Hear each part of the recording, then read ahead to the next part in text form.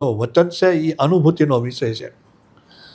અનુભવી દાસ નામના એક સંત થઈ ગયા, એણે એમ કીધું છે કે મહામંત્રની કૂંચી જડે તો જન્મ મરણની પૂંજી જડે, જન્મ મરણની પૂંજી જડે તો જન્મ મરણની પૂંજી જડે તો વચન શું છે એ અનુભૂતિ જડે, વચન શું છે અનુભૂતિ જડે તો નિર્વાણ શું છે એ અનુભૂતિ મળે. કહે અનુભવી દાસ જો કોઈ અનુભવી મળે તો આ દેહથી જ અનુભૂતિ મળે.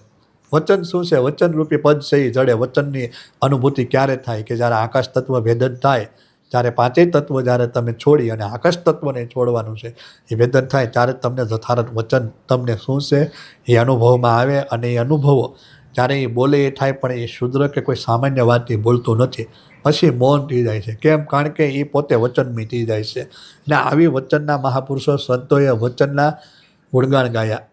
એ વચન મહાપુરુષો સંતોએ નિઝાર ધર્મમાં લોયણબાઈએ ગાયા, રૂપાદેએ ગાયા, ગંગા સત્યપાનબાઈ તો વચન ઉપર બહુ મહત્ત્વ દીધું કે આ વચન છે, અચળ વચન છે, એ કોઈ દી ચળે નહીં પાનબાઈ.